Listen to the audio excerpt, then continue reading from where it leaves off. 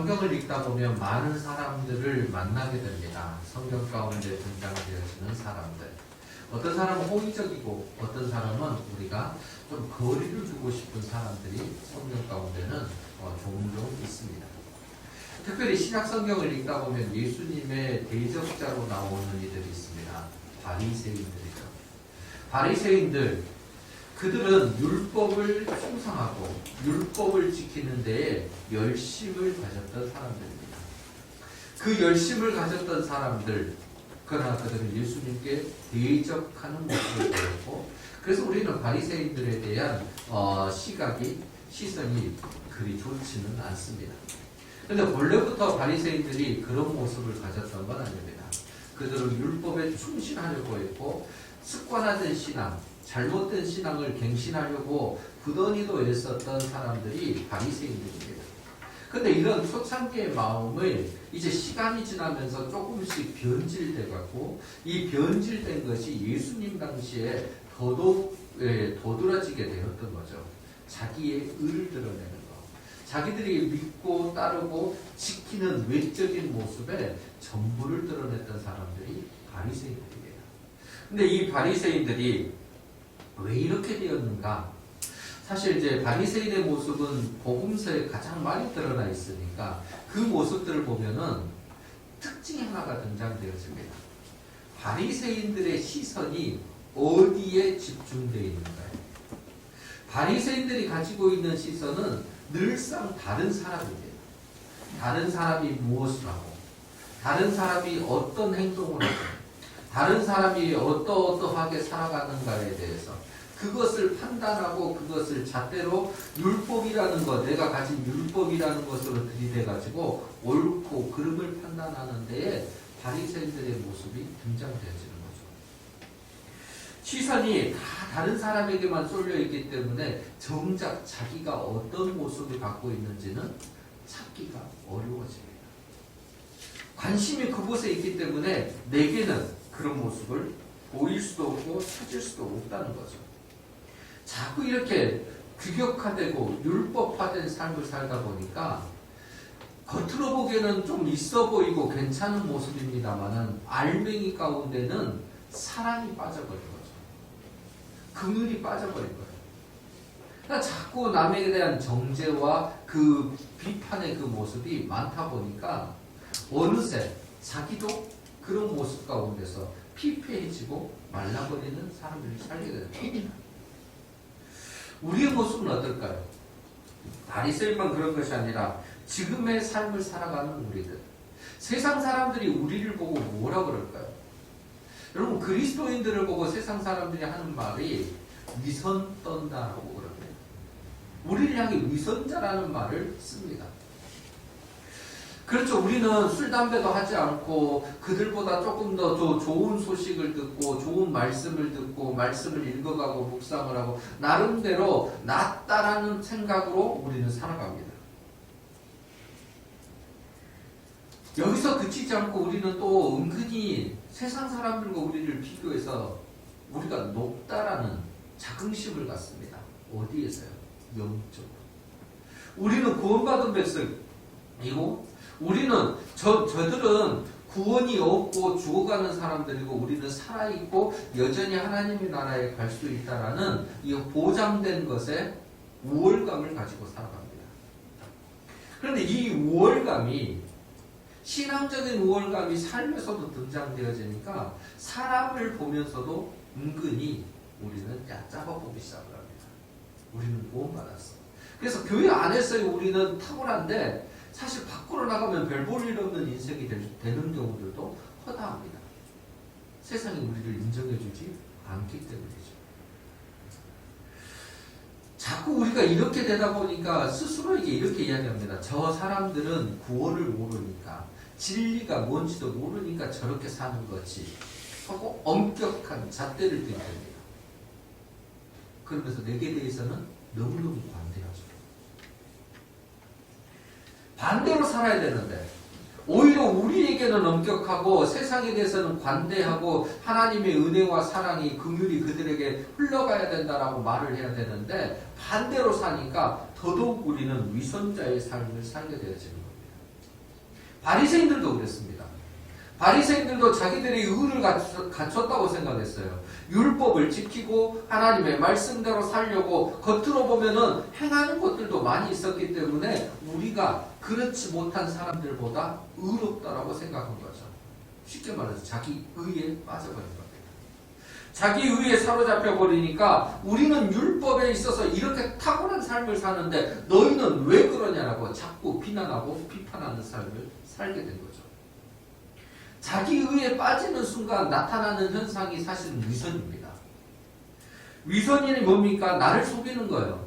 나를 속이고 자기를 기만하고 더더군다나 이 위선을 계속 보이기 위해서 우리는 자기 가면을 쓰고 살아간다는 거죠. 얼마나 힘든지 모릅니다.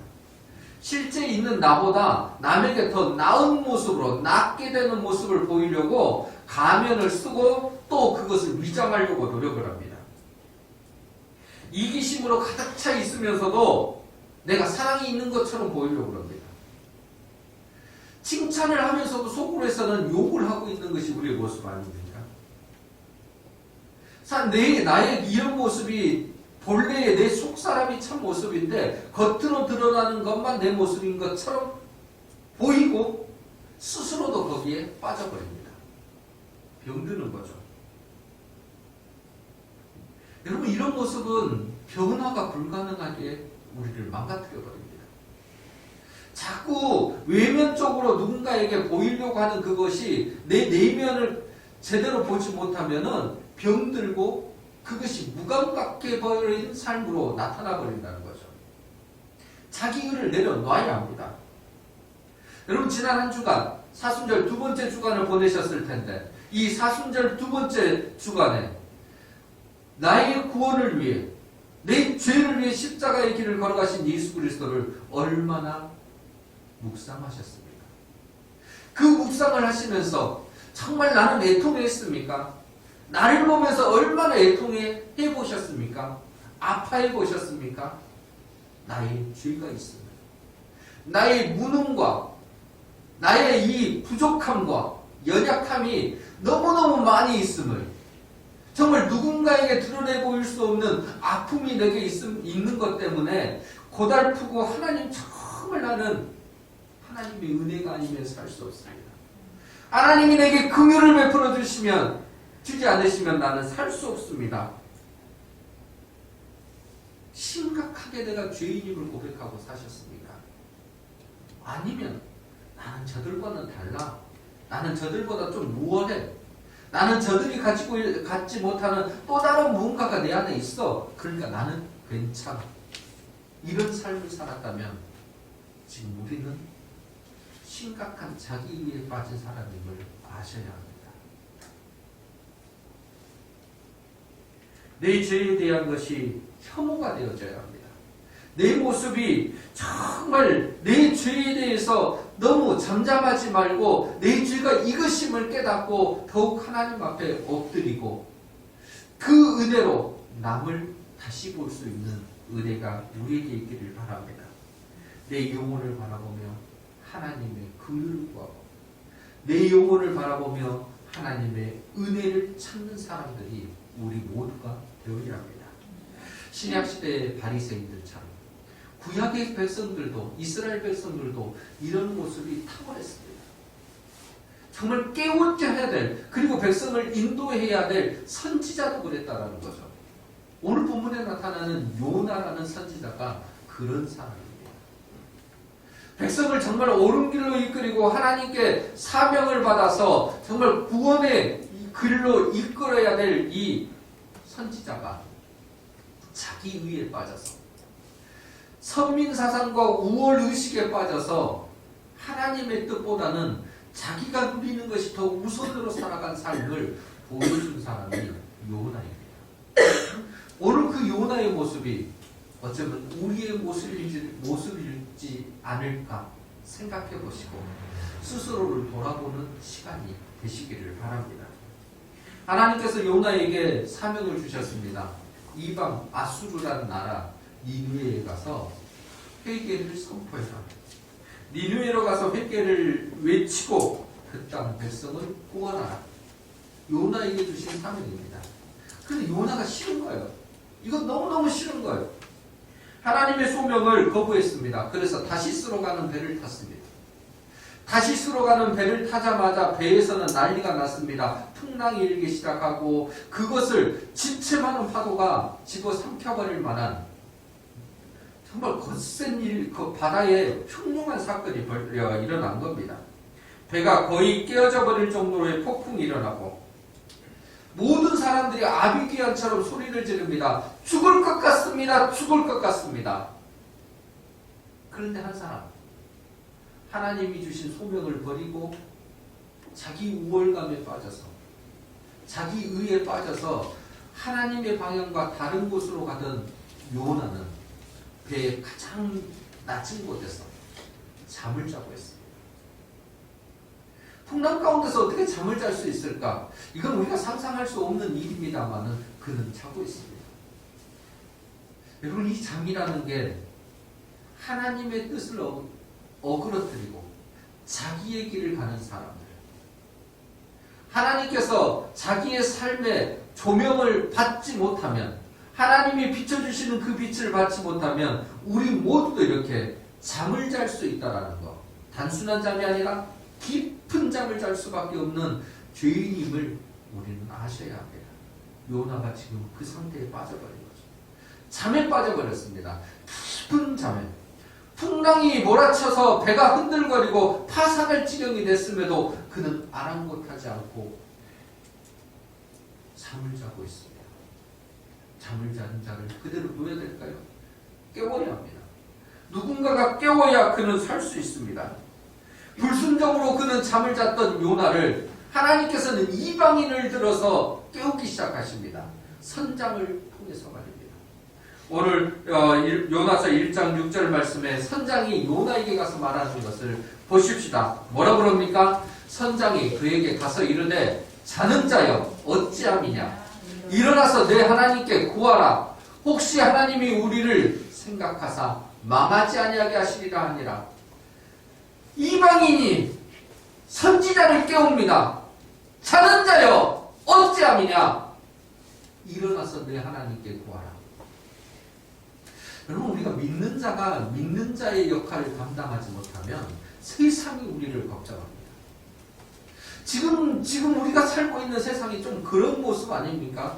교회가 세상을 품고 기도하고 걱정을 해야 되는데 세상이 교회를 걱정해요. 교회가 저렇게 되면 안 될 텐데, 믿는 사람들이 저렇게 되면 안 될 텐데, 세상이 이렇게 힘들고 어려운데, 야, 내가 믿는 사람들이 하나님께 기도해야 되는 것 아니야? 그 기도를 통해 세상의 좋은 쪽으로 가도록 이끌어줘야 되는 거 아니야? 세상이 우리에게 이런 말을 하고 있는 건 아닙니까? 하나님을 떠나버린 잠자는 자 요나에게 선장이 말합니다. 일어나라! 일어나라! 얼마나 창피한 일입니까? 얼마나 안타까운 일입니까? 선지자는 백성을 깨우는 자입니다. 백성을 주의 길로 인도하는 자입니다. 옳은 길이 무엇인지를 밝혀주는 자입니다. 그런데 그런 자가 잠을 자고 깨어나지 못하고 엎드려져 있습니다. 그래서 세상이 그를 깨웁니다. 선장이 그를 깨워서 네 갈 길을 가라고 말하는 거죠. 본래 하던 일을 해야 된다는 거예요. 그 길이 뭡니까? 요나는 니느웨로 가는 겁니다. 다시스가 아니라 니느웨로 가는 길을 너는 가야 되는데 지금 어디로 가냐는 이야기죠. 이방인을 통해 하나님께서 요나를 깨우시고 다시금 니느웨로 가도록 이끌어 주십니다. 사실 요나는 이 아수르라는 나라에 대한 악감정을 가지고 있습니다. 왜냐하면 아수르는 그때 당시에 강대국이며 더더욱 이스라엘을 괴롭힌 나라입니다.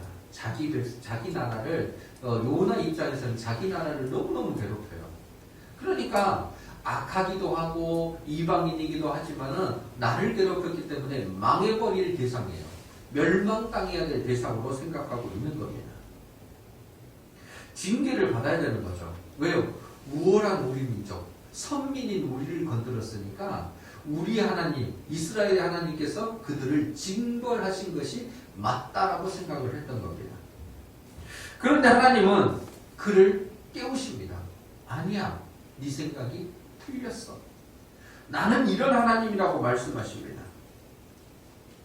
하나님은 선장을 통해 요나를 깨우시면서 또 물고기 뱃속에서 3일 동안 회개의 과정을 거치게 하시면서 요나에게 너는 니느웨로 가는 것이 맞아라고 분명하게 말씀하십니다.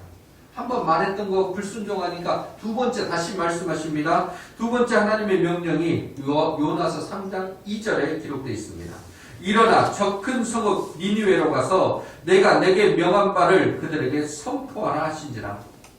하나님께서 뭐라고 그러셔요? 저 큰 성읍 니느웨로 가서 내가 내게 명한 바, 그 명한 바가 뭡니까? 40일이 지나면 니느웨가 무너진다. 그러니 이 니느웨 백성들아 회개하고 구원을 받으라, 그 이야기입니다. 그것을 선포하라고 그러신 거예요. 사실 요나 입장에서는 니느웨 사람들에게 이런 말 하는 것이 두려운 일이기도 합니다. 니느웨 사람들이 좋다고 그러겠어요? 야! 니네 망한대! 빨리 회개해! 그러지 않으면 니네 망한대! 니네 죽어! 이런 이야기를 한다면 여러분은 어떻게 받아들이시겠어요? 저 이상한 놈이 와서 우리를 지금 욕되게 만드네? 이방인이 와가지고 저 난리를 치네? 제 입을 다물게 만들어야겠어. 감옥에 가둘 수도 있고 때릴 수도 있고 심지어 죽을 수도 있습니다. 야, 헛소리 하는 애 좀 어떻게 좀 막어! 라는 말을 할 수도 있습니다. 그런데 요나의 이 말에 기적이 일어난 거예요. 사실. 놀라운 기적이 일어나 버린 겁니다. 요나가 사흘길인데 그냥 하루만 가서 선포했어요. 아, 니네 빨리 구원받아라, 회개해라, 이렇게 대충 설렁설렁하게 그냥 마음에 담지도 않은 이야기를 던진 거예요. 그런데 니느웨의 도덕적인 회개 운동은 3차에 걸쳐서 일어나 버립니다. 먼저는 그 소리를 들었던 백성들이, 니느웨 사람들이 개인적인 회개를 드러냅니다. 요나서 3장 5절입니다. 니느웨 사람들이 하나님을 믿고 금식을 선포하고 높고 낮은 자를 막론하고 굵은 베옷을 입은지라. 니느웨 사람들이 먼저 하나님을 믿고 금식을 선포하는 회개의 과정을 거친 거죠. 그런데 이 과정을 보고 있던 니느웨 왕이 2차 회개를 일으킵니다. 그 6절입니다. 그 일이 니느웨 왕에게 들림에 왕이 보좌에서 일어나 왕복을 벗고 굵은 베옷을 입고 제 위에 앉으니라. 그러니까 2차까지 일어났는데 여기에서 그친 것이 아니라 이제 모든 사람들이 함께 일어납니다. 그 전국적인 회개가 3차에 걸쳐서 일어나는 거죠. 7절과 8절입니다. 왕과 그의 대신들이 조서를 내려 니느웨에 선포하여 이르되 사람이나 짐승이나 소떼나 양떼나 아무것도 입에 대지 말지니 곧 먹지도 말 것이요 물도 마시지 말 것이며 사람이든지 짐승이든지 다 굵은 베옷을 입을 것이요 힘써 하나님께 부르짖을 것이며 각기 악한 길과 손으로 행하는 강포에서 떠날 것이라. 그러니까 이게 사람만 그런 게 아니라 짐승까지도 회개하는 기적이 일어난 거예요. 하나님께서 이 일로 뜻을 돌이키신 겁니다. 하나님께서 이 일로 은혜를 베푸신 거예요. 이것을 가장 잘 알고 있었던 사람이 누구일까요? 요나예요. 요나는 이 하나님의 뜻을, 하나님의 심성을 알고 있습니다. 그래서 오늘 본문 4장 2절에서도 이렇게 기록하잖아요. 주께서는 은혜로우시며 자비로우시며 노하기를 더디하시며 인애가 크시사 뜻을 돌이켜 재앙을 내리지 아니하시는 하나님이신 줄 내가 알았음이니이다. 회개하는 자에게 은혜를 베푸시고 하나님은 한 사람이라도 구원받기를 원하시고 그들을 멸망당하지 않도록 하시는 분이심을 나는 믿습니다라고, 나는 알고 있습니다라고 요나는 알고 있었던 거예요. 그렇게 재앙이, 그 하나님을 알고 있는 요나가 그래서 재앙이 예민해 있는 니느웨에 선포하기를 싫은 거예요. 하나님이 일하실 것 같으니 그걸 거부하는 거예요. 그런데 하나님은 그를 억지로라도 복음을 선포하게 만들었습니다. 구원을 선포하게 만드신 거죠. 뜻을 돌이키셨습니다. 그렇게 해서 무슨 일이 벌어진 거예요? 니느웨에 구원의 역사가, 기쁨의 역사가 일어났습니다. 본격적으로 자기가 다 사용되진 않았습니다만 요나 입장에서는 그래도 이 니느웨 성이 구원받는데 자기가 일조한 것은 맞습니다. 하루라도 선포했기 때문에 그 일이 일어났으니까. 구원의 일들이 벌어지고 얼마나 그 축제의장이 일어났겠습니까? 니느웨 성이 모두 다 기뻐하고 기뻐하는 거죠. 그러면 그 말을 전했던 요나도 기뻐하고 기뻐해야 합니다. 근데 충격적인 사실은 이 기적 같은 일들 가운데 요나의 반응입니다. 뭐라고 이야기합니까? 1절 말씀입니다. 요나가 매우 싫어하고 속내요. 아니 남이 구원받았는데 화를 내고 있습니다. 축제가 일어났는데 혼자 분을 내고 있습니다. 남들이 다 기뻐하는데 나는 그들이 멸망하기를 바랬습니다 하고 그는 화를 내고 있다는 거예요. 이방인이기 때문에, 우리를 괴롭힌 자들이기 때문에 멸망받아야 되는데 하나님 그들을 구원하시다니 내 이럴 줄 알았습니다. 난 너무 하나님이 싫습니다. 그 말인 거예요. 왜 일을 이렇게 하시는 겁니까? 3절에는 이렇게 이야기합니다. 여호와여 원하건대 이제 내 생명을 거두어 가소서. 사는 것보다 죽는 것이 내게 나음이니이다 하니. 아니 구원받고 기쁨이 축제가 일어나는 그 장소에서 그것 때문에 나는 죽는 게 낫습니다 라고 이야기를 하다니요. 하나님이 일하셨는데, 하나님이 기적을 보여주셨는데, 멸망받아야 될 자들이 살아나는 기쁨을 얻게 되었는데 그것 보고 화가 난 거예요. 정상적인 그 모습은 아닙니다. 어디까지 화가 난 겁니까? 나를 죽여주십시오 하는 데까지. 여러분, 부름받은 선지자가 이렇게 살아서는 안 되는 거죠. 구원받은 사람이 이렇게 살아서는 안 되는 거죠. 하나님의 은혜를 입은 자가 이렇게 살아서는 안 되는 거죠. 이것은 정상적인 사고가 아닌 겁니다. 남 잘 되는 거 배합하는 것이죠. 남이 어떻게 구원받고 은혜 받은 모습 보면 함께 기뻐해야 되는데 그 기뻐하지 못하는 모습입니다. 그런 요나에게 하나님께서 질문하십니다. 혹시 이 질문이 우리에게도 해당되는지 모릅니다.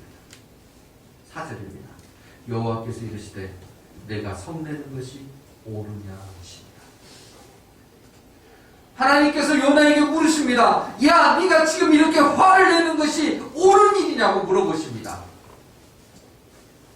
하나님의 은혜가 쏟아지는 이 축제의 현장 가운데서 야, 네가 이렇게 분을 내고 화를 내는 것이 옳으냐 물어보십니다. 야, 이런 구원의 잔치 가운데서 내가 화를 내는 것은 옳지 않는 일이야 라고 말씀하시는 거죠. 만약에 이 질문을 이런 자리에서, 구원의 자리에서 우리에게 묻는다면 여러분은 뭐라고 답하시겠습니까? 맞습니다, 주님. 화를 내면 안 되죠. 지극히 당연하신 말씀입니다. 이렇게 우리 답하지 않겠습니까? 그런데 말은 그렇게 할지 모르지만 실제 우리의 삶의 자리에서 우리의 모습은 어떻습니까? 진짜 기뻐합니까? 진짜 즐거워합니까? 너무너무 흥분되고 감격하고 감사하고 또 감사의 입을 벌리고 있습니까? 어찌 보면 요나와 같은 모습 많이 보이는지도 모릅니다. 바리새인과 같은 모습이 우리 가운데 넘치고 있는지도 모릅니다. 자기 의가 너무 컸습니다. 내 생각이 너무나 완고해서 내 마음에 사로잡힌 그것이 너무나 크기 때문입니다. 그럼 왜 그럴까요? 왜 내 의가, 내 마음과 내 생각이 이렇게 가득 채워졌을까요? 담아야 할 것을 담지 못했습니다. 원래는 내 의를 담는 것이 아니라, 내 생각을 담는 것이 아니라 이 안에는 하나님의 마음을 담았어야 했습니다. 하나님의 뜻을 담았어야 했습니다. 하나님이 내게 명하신 것을 담았어야 했습니다. 그런데 그것을 담지 않고 내 것을 담으니까, 내 의를 담으니까, 내 생각을 담으니까 전혀 다른 쪽으로 오히려 못된 일을 하는 사람으로 바뀌어버린 겁니다. 우리를 향한 하나님의 마음에 지금 담겨져 있습니다. 우리는 어떤 마음으로 지금 하나님을 바라보고 또 그리스도인다운 삶으로 이 땅을 살아가고 있을까요? 하나님 우리에게 물어보십니다. 내가 성내는 것이 옳으냐? 이렇게 화를 냈던 요나가, 그런데 그럼 화는 빨리 돌아갔어야 될 거 아니에요? 근데 돌아가지 않고 이제 한쪽에 니느웨성 동쪽 동쪽에 앉아서 초막을 하나를 짓습니다.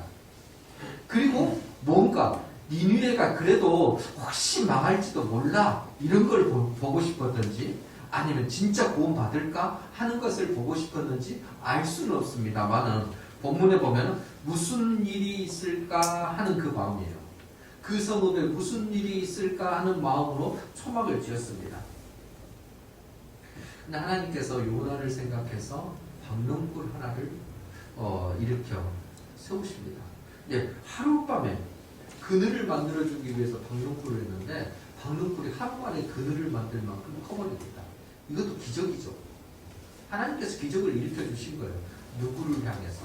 요나를 향해서. 6절 말씀입니다. 하나님 여호와께서 박농쿨을 예비하사 요나를 가리게 하셨으니 이는 그의 머리를 위하여 그늘이 지게 하며 그의 괴로움을 면하게 하려 하심이었다. 요나가 박농쿨로 말미암아 크게 기뻐하였더니. 요나가요, 하나님이 자기에게 베풀어 주신 은혜 때문에 기뻐합니다. 아니, 박농쿨이 하루아침에 딱 일어난 거 보고 얼마나 깜짝 놀랐을까요? 초막만 지었는데 초막에 이제 박농쿨이 돼가지고 그늘이 딱 만들어지니까 신난 거예요. 야, 드디어 또 하나님 내게 은혜를 베풀어 주시네. 야, 베풀어 주시네. 이게 단순한 기쁨이 아니에요. 기뻐하는데 어떻게 기뻐했다 그러니까? 크게 기뻐했다 그래요. 그러니까 자기가 생각한 것보다 훨씬 큰 은혜가 지금 임한 거예요. 너무너무 행복합니다. 좀 전에 막 성질내고 죽기까지 화를 냈던 요나의 모습은 없어지고 나는 너무 기쁘다라고 이야기를 합니다. 니느웨의 구원에는 관심이 없었는데 내게 은혜가 있으니까 너무 기쁜 거예요. 내게 은혜만 베풀어지면 행복한 거예요. 박농쿨 하나로도 우리는 이렇게 기뻐할 수 있습니다. 내게 이루어진다. 박농쿨 하나로도 나는 행복할 수 있습니다. 내게 이루어진다. 박농쿨이 잘하고 그늘을 만드는데 내게가 아닌 저 사람에게 이루어진다면 나는 기뻐하지 않을 것입니다. 박농쿨이 그늘을 만들고 이적을 만들고 사람이 살기에 적합한 환경을 만들어도 내게 이루어지지 않으면 나는 기뻐하지 않을 것입니다. 내게 이루어지지 않았기 때문에. 그렇다면 얼마나 이기적인 그리스도입니까? 얼마나 잘못된 사고를 갖고 있는 사람입니까?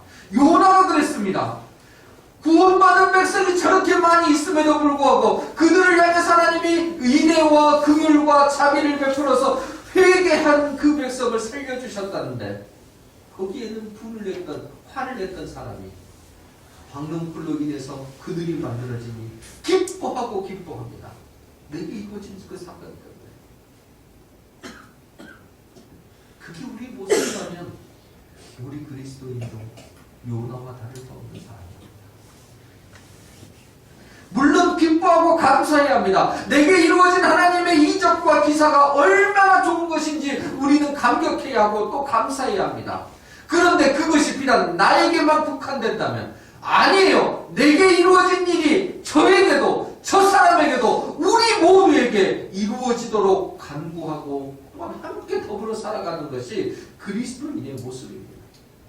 그런데 나만을 위해서라면 내게 이루어진 것만 크게 기뻐한다면 우리는 병든 그리스도인이 틀림없습니다.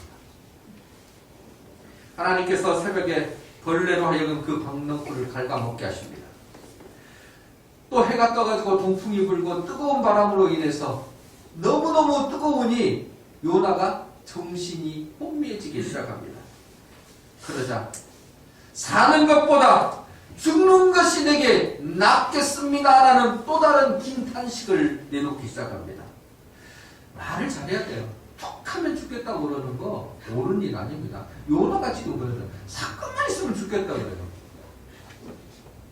이 언어 습관을 참 잘 들여야 되는 것이 여기에 있는 거죠. 하여튼 죽겠다 그럽니다. 그런 요나를 하나님께서 책망하십니다. 9절 말씀 같이 읽습니다.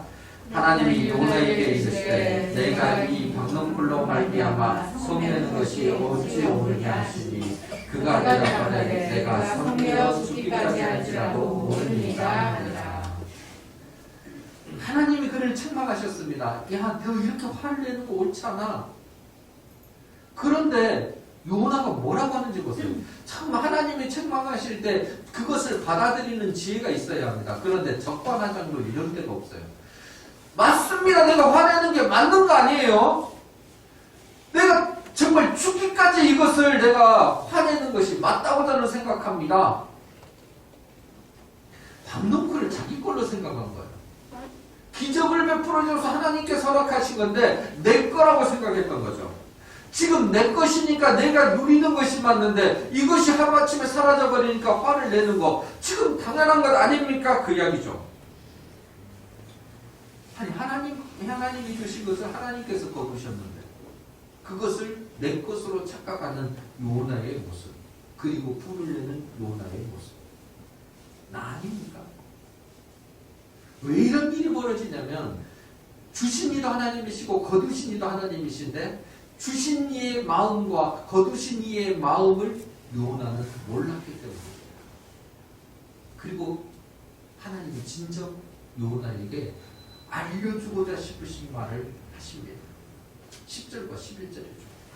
여호와께서 이르시되 내가 수고도 아니하였고 재배도 아니하였고 하룻밤에 났다가 하룻밤에 말라버린 이 박넝쿨을 아꼈거든. 하물며 이 큰 성읍 니느웨에는 좌우를 분별하지 못하는 자가 12만여 명이요 가축도 많이 있나니 내가 어찌 아끼지 아니하겠느냐 하시니라. 요나는 박넝쿨이 생기고 없어지는 데 있어서 하나의 수고도 노력도 없었습니다. 모든 건 하나님이 하셨고 하나님의 일로 끝난 거죠. 물어보신 거예요. 박넝쿨을 요나야 네가 재배했느냐? 야 네가 이것들을 가졌다고 소유할 수 있느냐?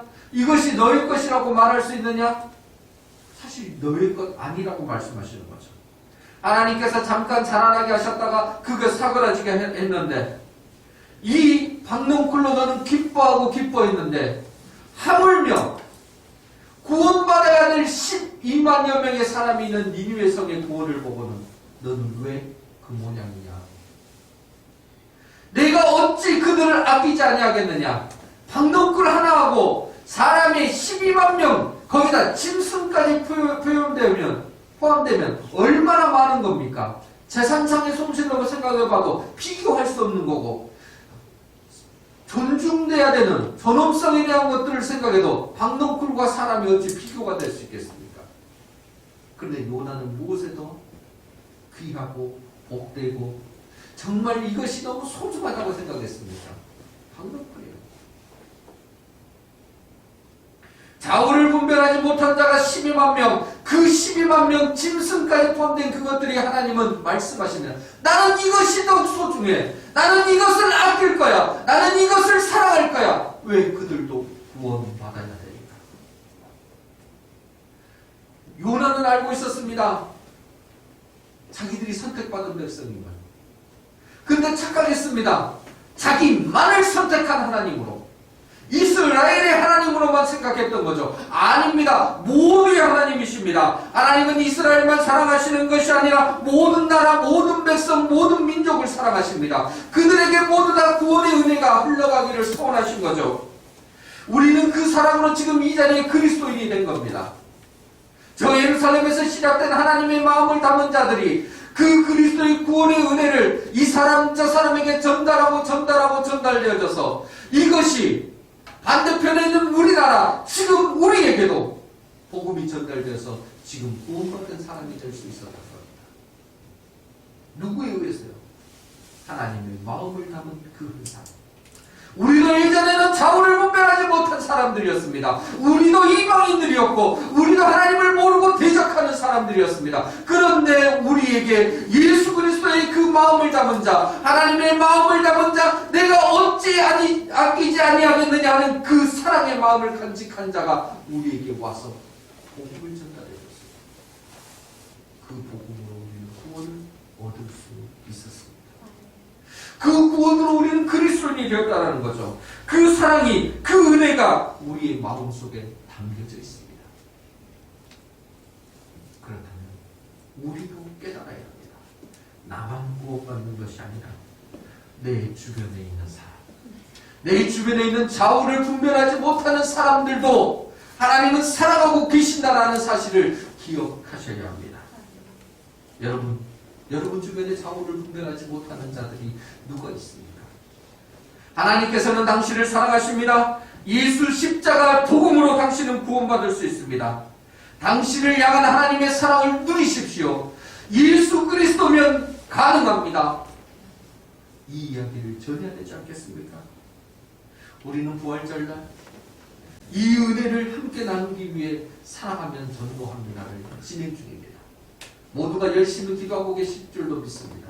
기도하는 데서 멈추지 마시고 기도하며 그 사람, 내가 사랑해야 될 그 한 사람을 찾으십시오. 찾은 그 사람을 다음 주에 우리가 함께 명단을 제출하며 함께 또 기도하며 그 영혼이 좌우를 분별하지 못하는 사람들이 아니라 니느웨의 사람들처럼 회개함으로 하나님께로 돌아오는 구원의 역사를 만드는 사람들이 되어야 합니다.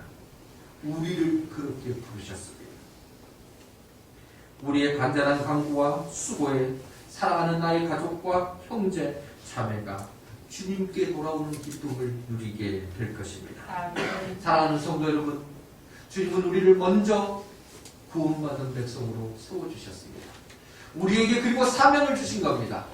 나만 구원받고 끝나, 나는 구원받았으니 괜찮아, 여기서 머물지 말고 이제 너에게는 사명을 준다고 말씀하십니다. 내가 좌우를 분별하지 못한 자들을 찾고 내가 정말